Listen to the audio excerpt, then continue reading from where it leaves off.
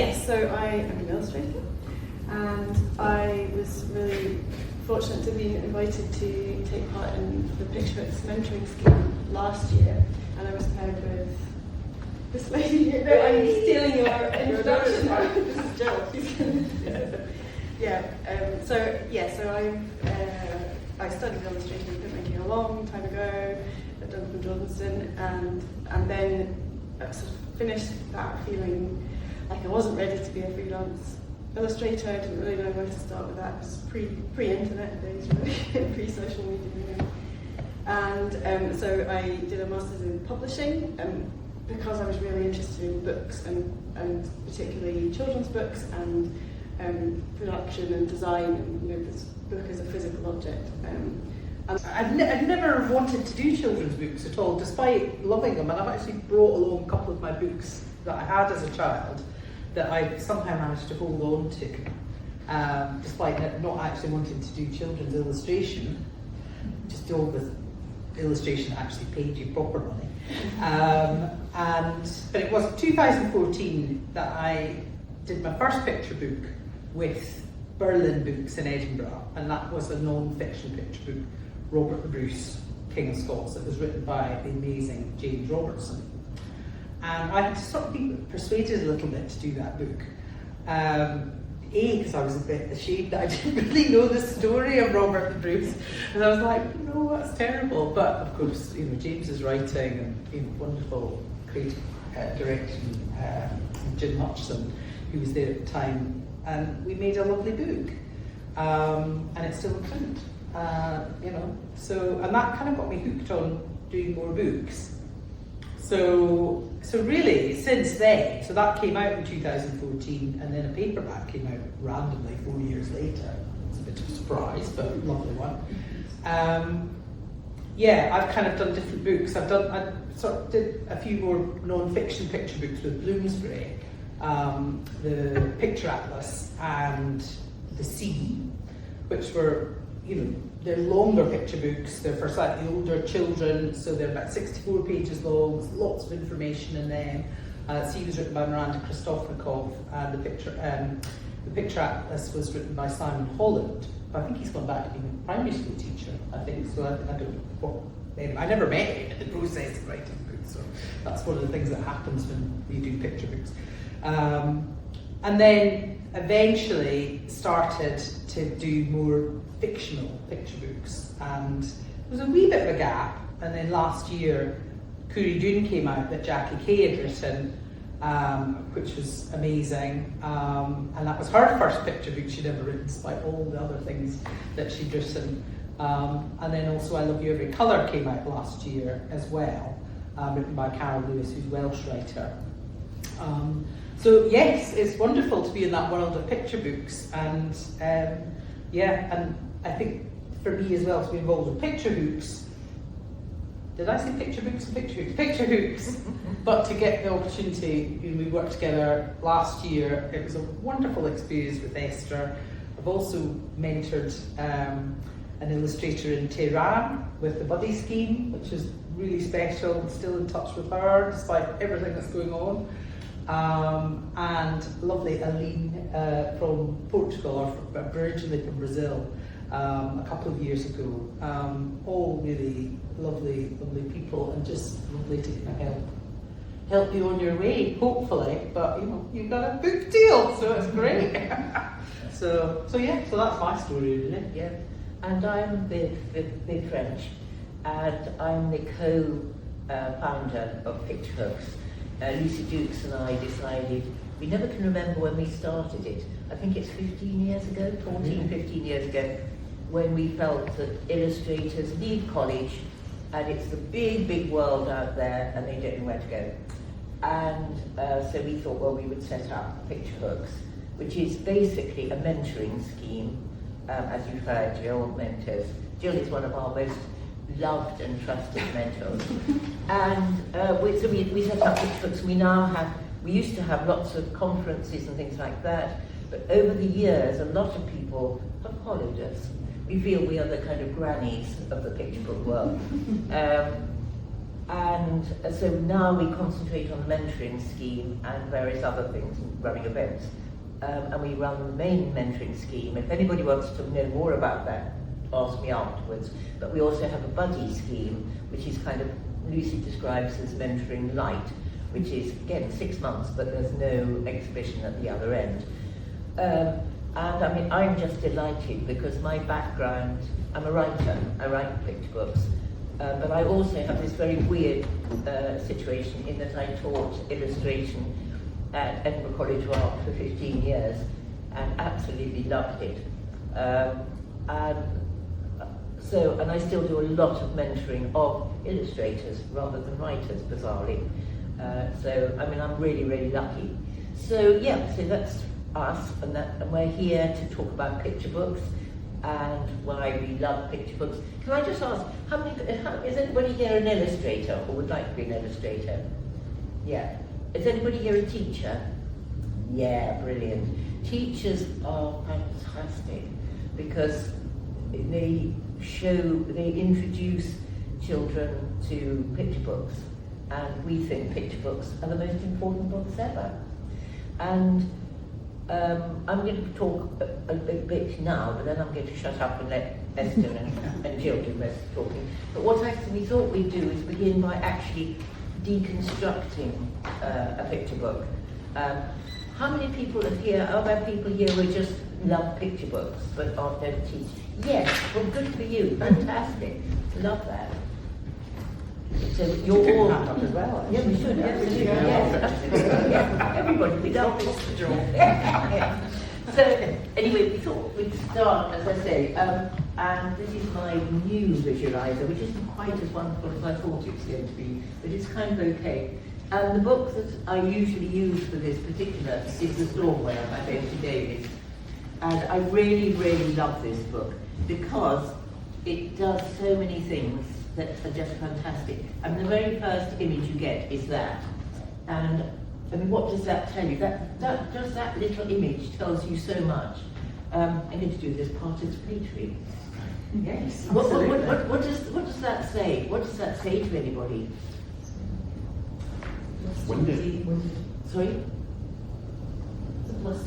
A blustery day. And the colour palette.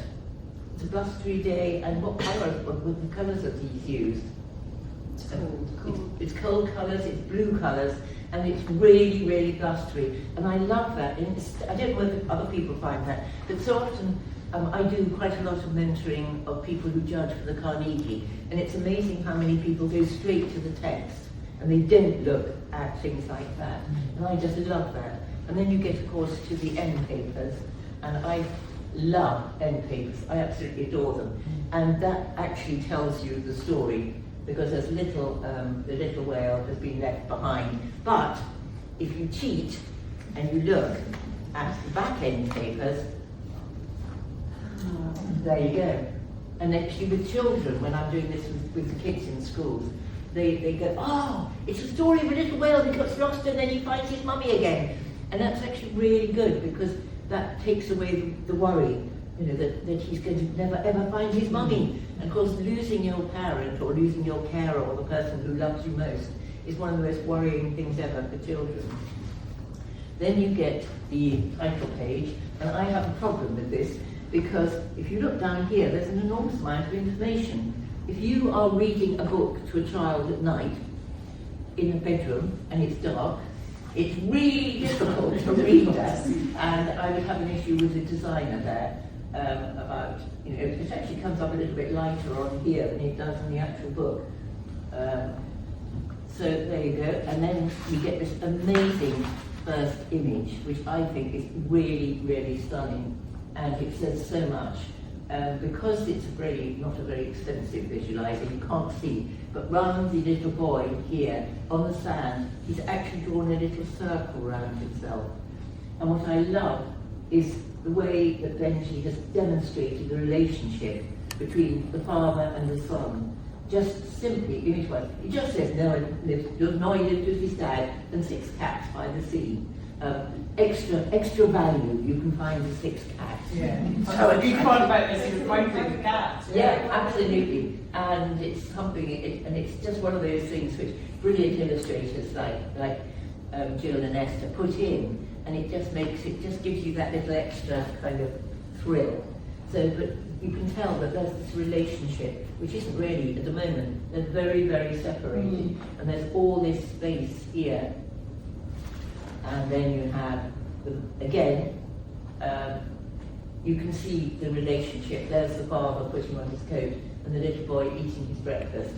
And there's a sort of, there's no eye contact. And one of the things that I spend a lot of time with my students is saying, eye contact, eye contact, eye contact. You can tell so much. I mean, if you're talking to somebody and you're looking over their head, it's really distressing.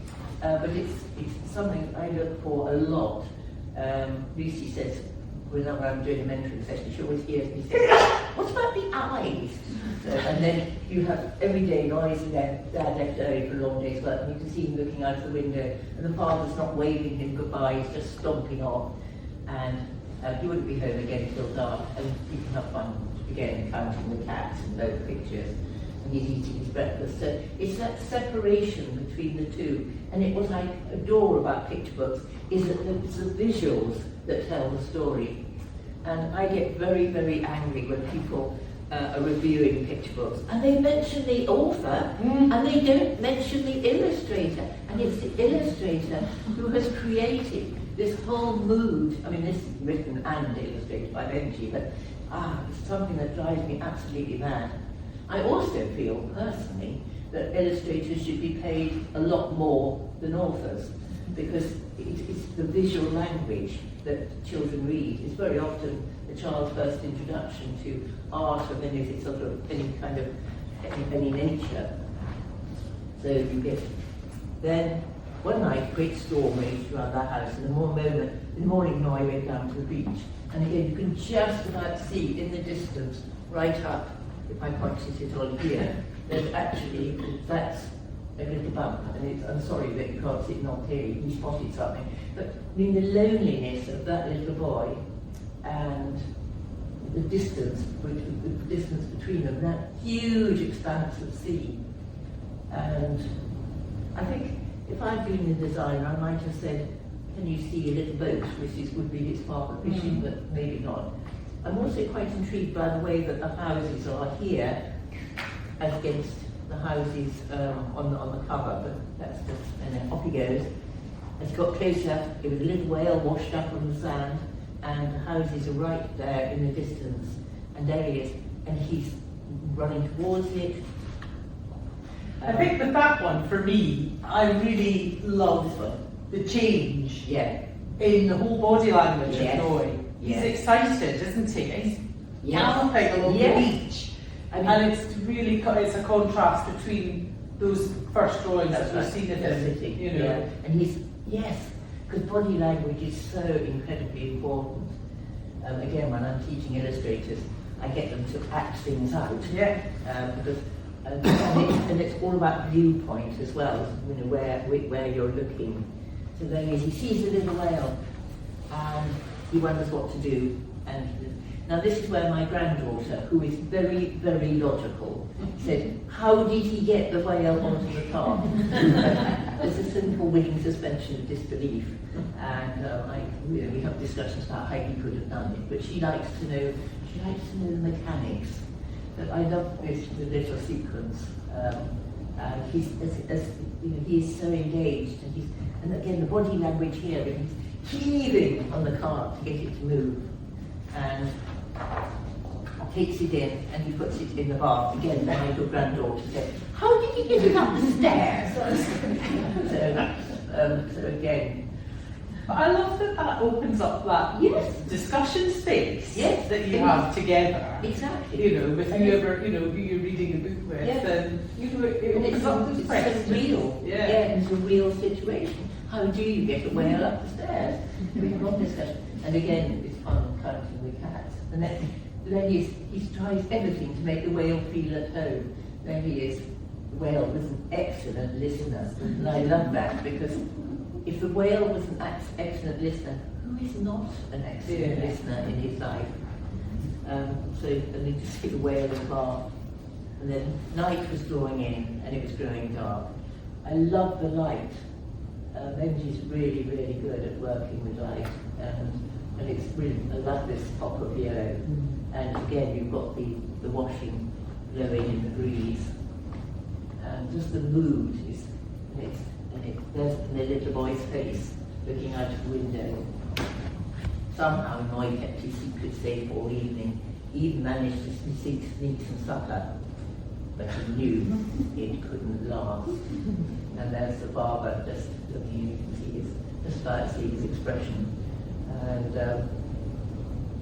it's really the first time that we've seen his father look at his son, because there he's yawning and he's eating his supper, just staring frontwards, and then so that again you can still see the separation between them.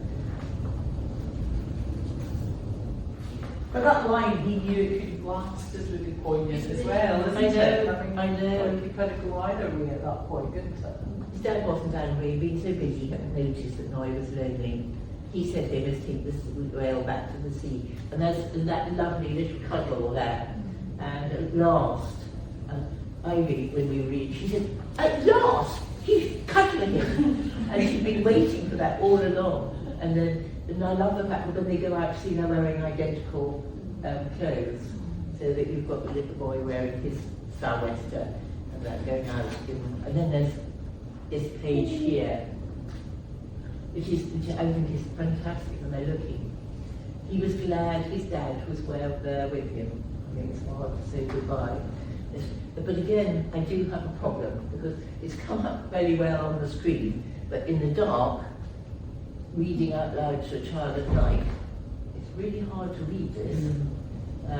But I actually challenged Deidre, and she said, well, it would have spoiled the look of it to have brightened it too much. I don't know what one does really with that. It's a really tricky one. And then we have this lovely picture here, where they're in the kitchen, and they are actually doing, one's cutting the bread, the other one's painting a picture. He's actually painting a picture of a whale, but they are actually working together, and he's hung up. And I really love the fact that the coat is now hung up, and then they go up for a picnic, and they're holding hands. I love that that's the same viewpoint of the kitchen, Exactly. the same scene as before, so you can spot the changes, kind of, Yes. and see how their relationships change and how Exactly. it sort of Yes. physically. Because picture books are all about a change. At least I think good picture books are about something has changed between the beginning and the ending. And he hoped that one day soon he'd see his friend again. And here, there they are, they're having a picnic on the grass and looking out to sea. And the two of them are looking together. And there's the father and the son, and there's the two whales. And I think I find that very poignant. It's lovely. And you've got two girls down here. Interestingly, the two girls are having a fight over the bread, just to keep, pairing. Small. And then you get the end papers, and then at the very end, you have again just a little bucket and a little net. Yeah. And I just think and then finally, that's in fact the first picture in the book. But I think it's a really stunning book, and there's so much that you can look at in that. But we have, in fact, as you would see, we brought a whole load of books here with us. So, fantastic collection. I think the whole structure of a picture book is interesting though, because it's that, so talking as an illustrator really, it's that balance of how you tell the story visually.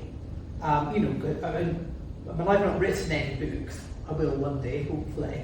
But, so you get the text first, and there's always looking at the text and interpreting it in this whole bit of doing thumbnails and roughs and back and forth when you're working with an art director and designer and the editor as well. And not often the writer, I have to say. That rarely happens, though it depends on who the writer is and things will be sent off to him or her or whatever.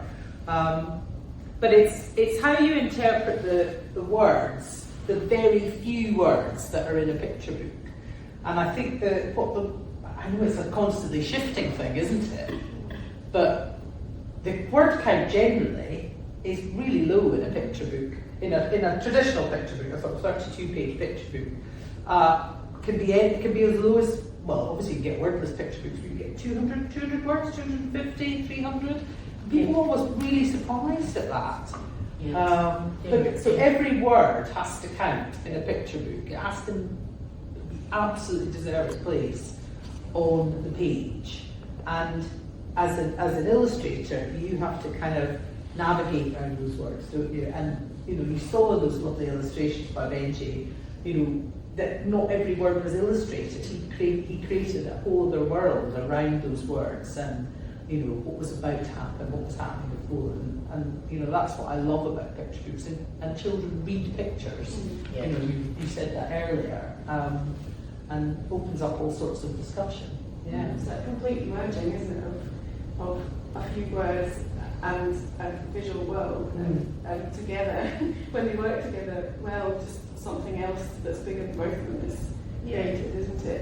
And it's interesting looking at a book that's written and illustrated by the same person. I think maybe that's easier because there's a sense of the story that's going to be told and the world that needs to be described, and you can kind of add in the visuals and take away from the text, and maybe that's makes that merging a bit easier.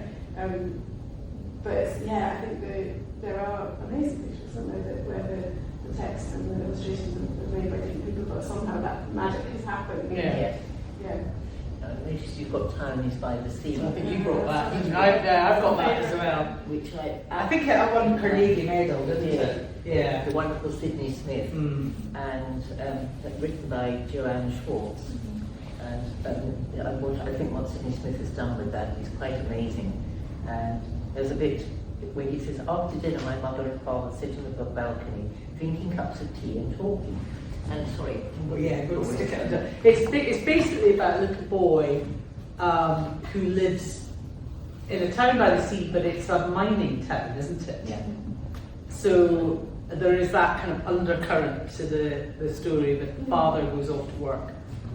But in a mine. It's a very poetic text. Yes. It has a text on its own. It doesn't describe everything. It doesn't. It's not very explicit, so it leaves lots and lots of space for the images and interpretation. Just things like just those two cups say so much about the father and the mother, and I just think inanimate objects can be so powerful that when you look at them and then you see them. And I asked him, why is that sort of black smudge under the table? He said, well, it was a mistake, but I decided to leave it because the father works under the ground. Yeah. So, I think it's a remarkable book, that. I really, really love it. And there's a kind of rhythm to it as well, isn't there? I think, that's the picture books that I'm really drawn to, the ones that have that sort of structure and pattern and rhythm in the text, and then the illustrations. Weaves around that. Yes. Yeah. Do you think there are any subjects that can't be dealt with in picture books? Well, early picture books were quite full on, so Yes. you maybe couldn't get away with the cutting. that one? Oh, Short Peter's so famous classic, I don't know what the 1830s or 40s or something like that, and you've got children being set on fire because they've been playing with matches and fingers being chopped off. You probably couldn't manage those things exactly. But I think there's something about stories, because stories are how we understand the world, aren't they? And how we understand ourselves and how we understand other people. You can, if you think about fairy stories and Grimm's fairy tales collectors, they're really, dark. They are dark, yeah. And they're designed to teach us things about the world, things about danger and things about who to trust and how to navigate your way through the darker side of life. But because they're told in the story, they're packaged in a sort of accessible, safe way, I suppose. And I think, yeah, I think they're using a picture book, and if the words and the pictures are doing that sort of magic thing of working together and leaving space in between for interpretation, yeah, you probably should be able to cover everything. Because Grimm were originally written for adults. Yeah. And it's only over the years that they've got changed to now the way that we get. And a lot of them, of course, have been altered. Well, they're oral stories originally, yeah. they were just told around the fire. There was a French version of Little Red Riding Hood.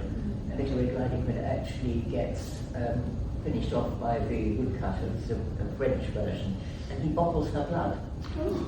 And so, yeah, no. It's funny though. I mean, I am going to talk about one of my books. So kind of which of course I didn't. Did I bring that one with me? I can't remember. Oh yes, it did. So the one I mentioned, the Robert Bruce one. So this was I was didn't really know what I was doing in terms of picture book illustration when I did it, but it's covering quite a gruesome period of history, and James's writing, he didn't shy away from that, and there was a scene in the book where the English soldiers are, let me find the illustration on the page. The English soldiers are, I think it's Easter or something like that, and they're celebrating and eating a feast. Let me get this, I should mark this in the book. And they are kind of surprised and attacked by, not Robert the Bruce, but one of his kind of henchmen, the James Douglas. And they basically put the English soldiers into a cellar, and then they eat all the food and get very drunk, and then decide to bring all the English soldiers up and cut their heads off and set alight to the castle that they're in. And, there's no getting away from it, basically. And I kind of got a bit obsessed with that illustration. Shall I put it on the visualizer? I don't know how much you'll see of it. Shove it on top of that one. So it's got to go upside down, doesn't it? No, you don't should be going up. That's a look. That where am I? Yeah, there we go. I have to do something like that. It is quite a dark illustration, like colour-wise. But I thought, I want to put the heads in it. I want to put the decapitated heads in it. But I've kind of hidden them in amongst the fire, and there are bits of food and bits of chicken leg and, discarded sort of, tankards and everything down here. You can just see a few little heads down there. And then, the smoke going out the window and the stars in the window and the symbol, I think that was the symbol of Sir James. And do you know what? I've been to book festivals and things with this, and kids absolutely love that page. They love it. Kids that are younger than the recommended age books for, and their your mother or father or whoever, they absolutely love that page. They count the heads, kind of thing. So I don't know. It kind of taught me a lesson, really, that you can put some pretty gritty stuff in a book. And I wonder if we're maybe circling back to that a little bit, and kind of not kind of, pushing things up, or we're kind of showing life as it is a little bit. I don't know. What do you think, then? Do you think that's happening a bit? Well, I rather hope that it is. I mean, when I was growing up, which was a really, very long time ago, I was brought up on books like Stuart Peter. I have to say, I do have nightmares about the long-legged scissor man. But the books that I was given, we had a version of the Nutcracker with all the rats and having their heads chopped off, and blood sort of. And I think, my contention is that a parent has the choice as to what book they give their child. So if you have a universal block on certain books, the choice is taken away. Yeah. Whereas, I'm so old that I was actually working at what was then called the National Book League, when Where the Wild Things came out in paperback in this country, hardback. And the number of teachers who said, and librarians, we can't have that book. Not in Ireland, it would scare all the children. But the children absolutely loved it. And And I think we've gone too far the other way. I have to say, and this is, I should probably say, but America has a lot to do with it. Yeah. I mean, in America, I have a friend, an illustrator, who had to illustrate a book about a castle, and she wasn't allowed to have arrow slits, because arrow slits had people finishing off somebody one by one by one. On the other hand, they could have a stonking great catapult thing on the roof. Yeah. Just went bedoing, and finished off 15 people at once. So, yeah, no. Yeah. I'm going to show you a scary picture. We've gone a bit dark. This is a favourite from my childhood and my childhood. Yes. So, for children, real life can be quite scary, can't it? So this picture here of the child falling down. So in our copy, when we were children, my dad had to actually paste a piece of paper over that and draw a new accident picture, because my sister was so terrified by that thought that she couldn't read the book. So I think, but having said that, it's, once it was sorted out, it was safe. It was safe in the book, and it's a way of talking about really scary things. And scary things for children aren't always the things that adults would necessarily find scary. I think that's the so that idea that picture books can sort of look at real life, and be a kind of sort of like a safe space. Yeah, absolutely. Yeah. There's a current, because picture books do go in trends. And at the moment, if you're trying to pitch for a new picture book with the publishers, all they're looking for at the moment, they're all looking for funny books. There's a huge demand at the moment for funny books, and also books that suggest a rather idyllic past, where little bunnies live happily alongside little foxes, etc. And I mean, what do you feel about this? I mean, it is a trend, I think, definitely. I mean, I suppose the other thing my agent was saying to me, I don't know whether these two things go in hand, is that publishers are also now looking for, and this is, I think, British publishers, looking for high concept picture books. And I'm not, what is a high concept picture book? Is that something that will appeal more to adults than children? I don't really know what that is. Have you heard that at all? No. So can you get a high concept funny picture book? I don't know. That all seems a bit strange to me. Yeah. So, sorry, Esther, what were you saying? I don't know what high concept. No, I don't. It's a strange one, isn't it? Anybody have any ideas what a high concept picture book is? It's very designed, maybe, and that's sort of complicated. Yeah, maybe. So to me, that appeals more to adults. And I did bring a picture book. It's one of when we were kind of doing our planning for this event. We touched upon this book, which I remember when I was an art student studying illustration, and definitely not going to do picture books. Remember, this book came out, Wolf by Sarah Finelli. I don't know if any of you are familiar with it. And Sarah Finelli is an amazing illustrator. Now this book came out, and it must be one of my tutors that sort of pounced upon it and brought it in, and we all went, oh, it's collage and crazy, text all doing different things, and it was, very highly designed.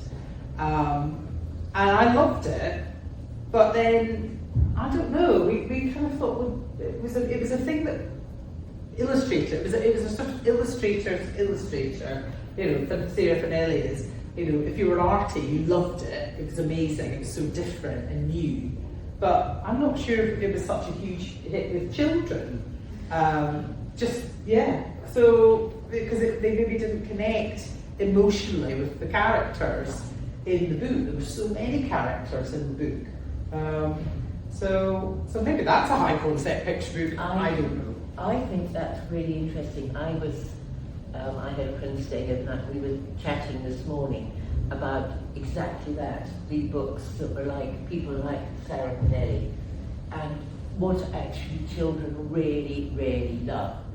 And then there's the sort of books that the art colleges buy, and art students absolutely adore. But children actually don't necessarily. I mean, Sean Tan, for instance, I mean, he's a name that every illustrator. And he's amazing. His work is amazing. It's It is. beautiful. It is. It's Yeah. absolutely stunning, but it is art.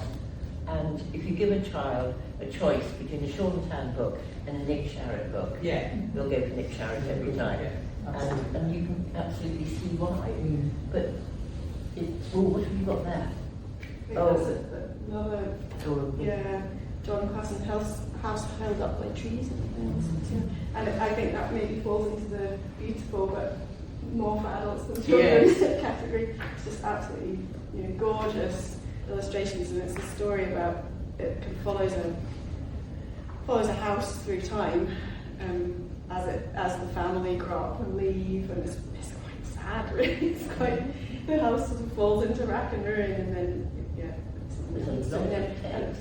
Lots of text, and it's really beautiful. It's really melancholy and very profound.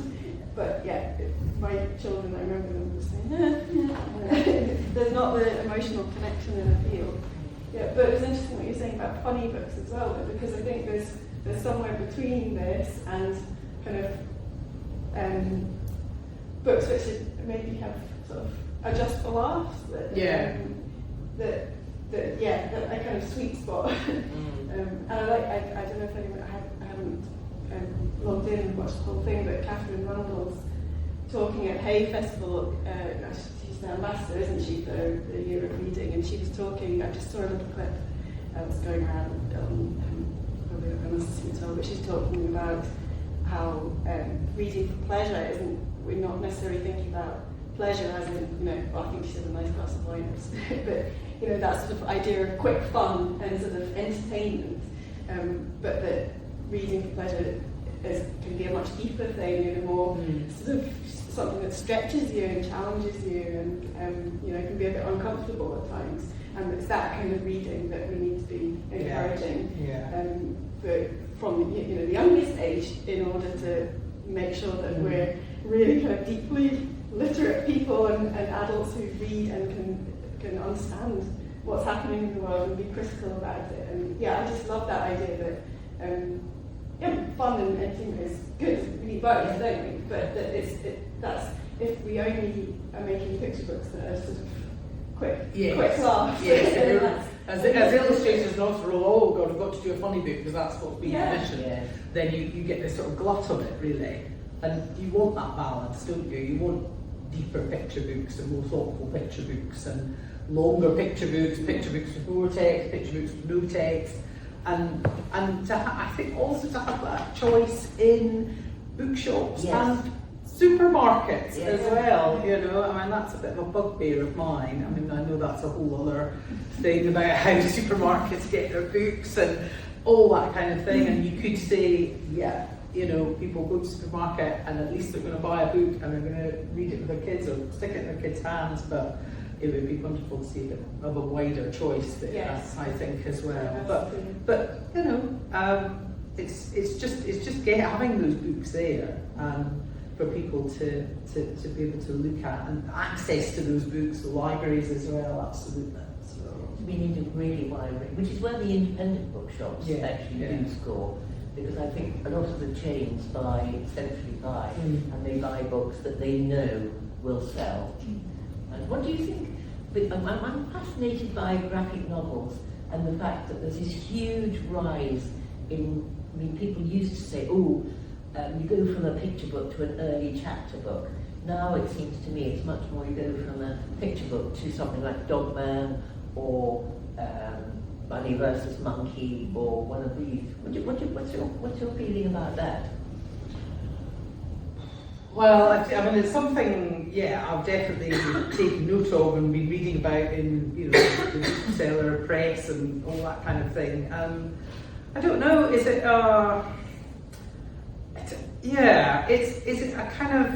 a concentration thing? Is something to be able to kind of take your words and reading and have it in lots of, beautifully kind of designed boxes and pages and things. And I don't know, the whole graphic novel, comic book thing seems to be, I don't know, it's developing in an interesting way, and I'm seeing people Lizzie Stewart comes to mind, if you know who I'm talking about, who did picture books. Was a very sort of traditional sort of commercial illustrator, then did a picture book kind of out of the blue. Is it The Tiger in the Garden? Was that the first picture book? Yeah. And then has just done, she's kind of moved into sort of comics and graphic novels, and it's really interesting the route that she's taking with her work, and so it's kind of appealing to lots of different age groups. And I think the book she's just published, is it Rec or something, I think is for adults, so I don't know whether she'll circle back and do that. So it's slightly wibbled away from the topic there, but I think it's got its own thing that's happening, because I think it's not just children that are wanting to look at comics and graphic novels. I think adults are as well. So there is something definitely interesting happening in that field. I'm sure I brought the logo. Oh yes, I have. It's right in front of me. This lovely book, Line of Fire, Diary of an Unknown Soldier, August, September 1914, and by the wonderful French author illustrator Barou, who is just lovely. I love him. I love his work. And I think he found this little kind of old diary from the First World War of a soldier. And I think I bought this book when it first came out, and he was doing an event at Edinburgh Book Festival. And it's introduced by Michael Morpurgo, of course, Warhorse and everything. But the drawings are these black charcoal drawings, and it is a kind of, I don't know, is it a graphic novel? Is it a comic? I'm not quite sure what to call it. And the story is really wonderful, and the drawings are really raw. I'll quickly put it up on the visualizer actually, rather than wafting around here. And I have friends that came over not so long ago. I'm just going to show you a random. Let's do a random. Oh, that's quite good because it's got the picture of the actual diary. I think he found it on a Paris street and it was out of bin. So you get these lovely, really characterful drawings. And it was interesting. I had friends that came over, and they had two kids who have been encouraged to read and they love books. And they wanted to see my studio.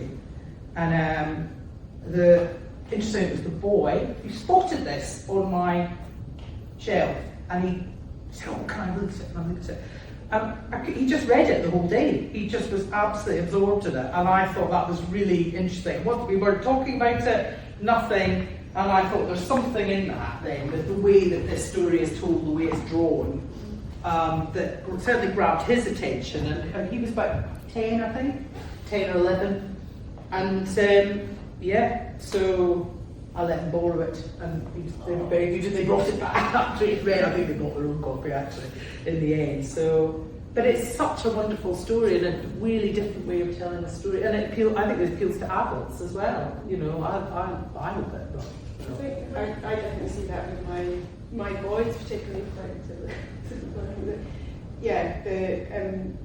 But there's not there used to be comments made around just a comic, but culturally we're much more accepting, and we celebrate graphic novels, so I think that helps as well. Going on to from picture book perhaps on things like Dogman and things, there's absolutely nothing. And my eldest is 16 and absolutely devours graphic novels, and again really sophisticated subjects and complex ideas, but I think we're perhaps even more visually literate, and we just have we're constantly bombarded with visual images, and we're just absorbing it from tiny. So we develop this visual literacy really young, and that's not a bad thing. Yeah. So it's just a different way of consuming. I think stories. I always use the analogy. It's a bit like children watch a lot on television. It's a bit like switching the television on and saying you've got to listen to the radio now, and because that's because you have to move. And because I remember, I don't hear it too much now because there are all these books around, but I used to hear a lot in bookshops, mothers saying to children, "Oh, you're too old for picture books. You want a proper storybook, a proper book." And I think I'm really excited by this move into much more visual representations of story.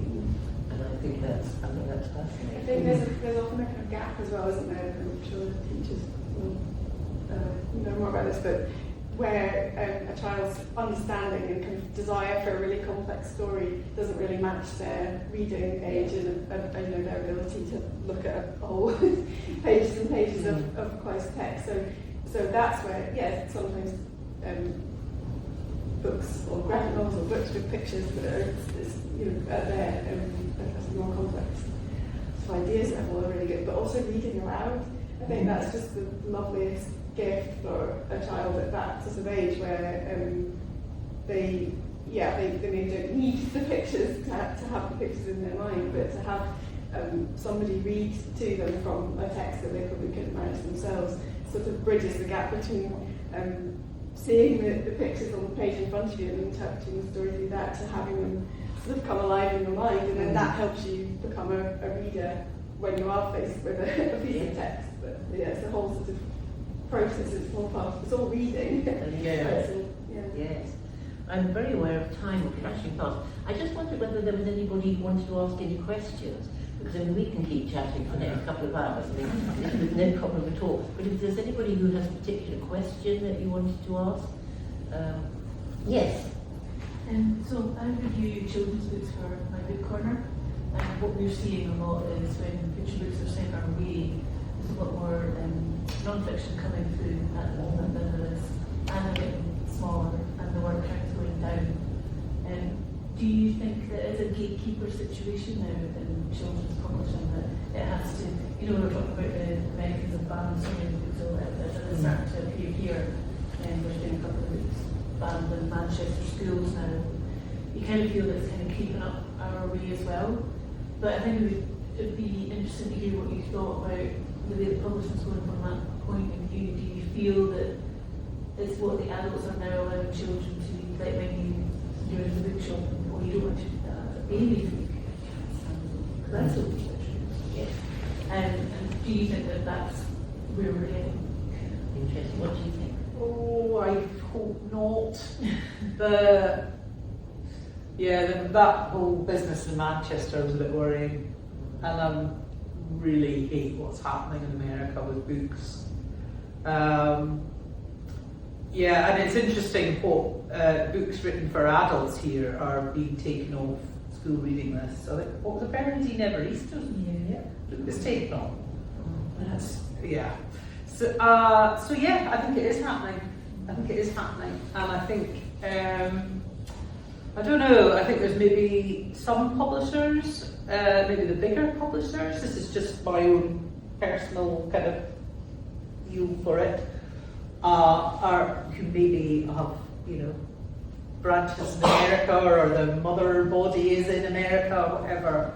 I think they are certainly a bit mindful of that, not in a great way.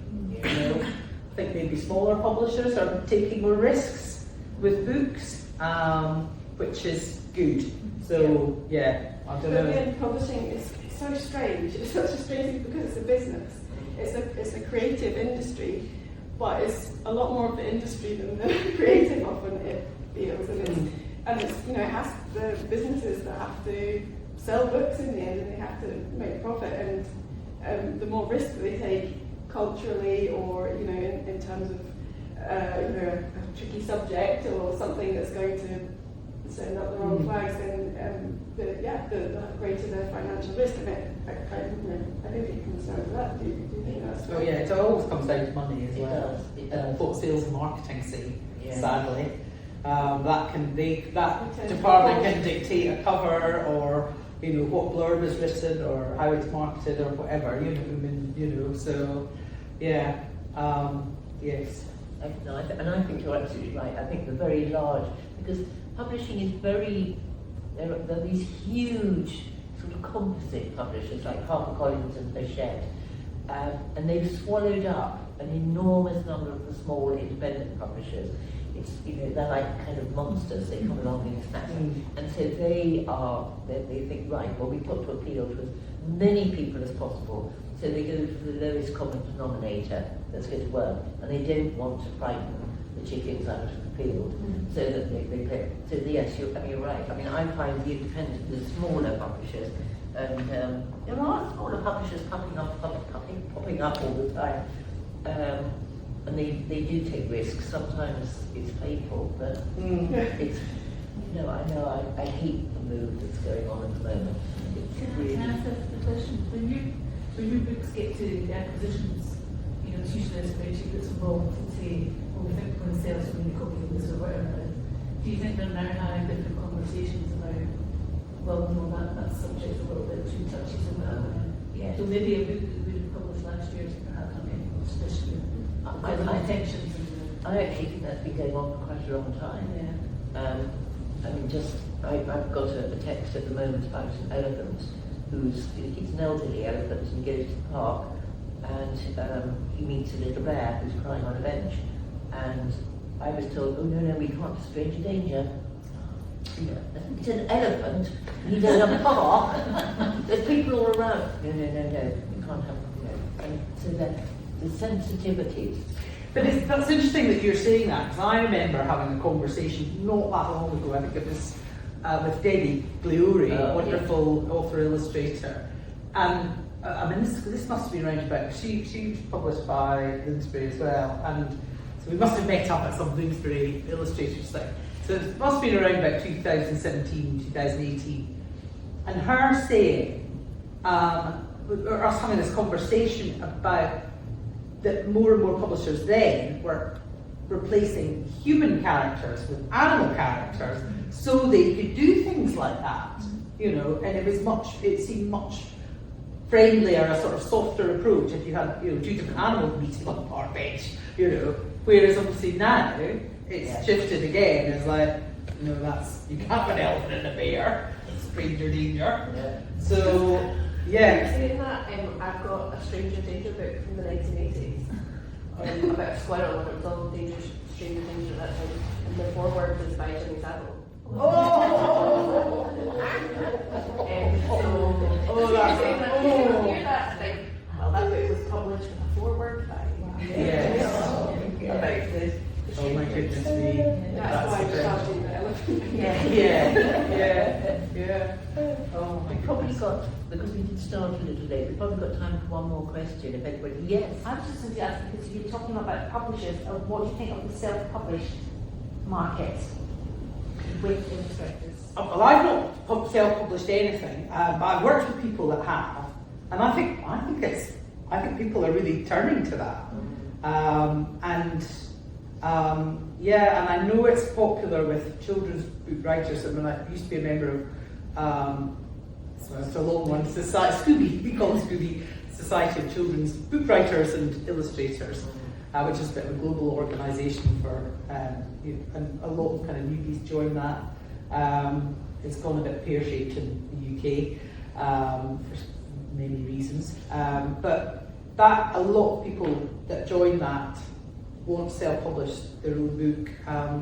They sometimes have pitfalls trying to they pay too much money to get it published with vanity publishers and things like that. So I think you definitely need to do your research with that. But I think it's happening, and I think traditional publishers are aware of, and they're looking at books that are self-published. I think there's definitely, I've heard stories of people that self-published a book and it's done really well, and they have marketed and they've done all their homework and they've marketed it really well, so that's why it's done really well.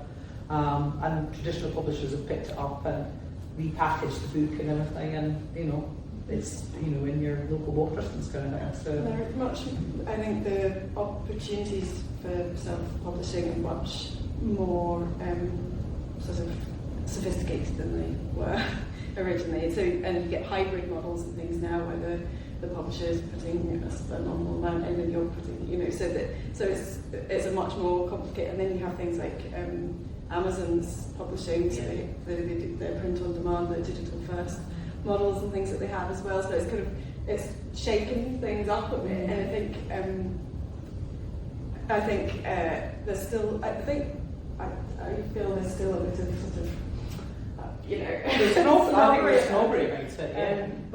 But really the onus is on publishers to demonstrate what their value is. You know, if somebody can produce a beautifully produced, you know, really high quality book product and market it direct and do really well with it, you know, what the publishers need to show us or show August Illustrated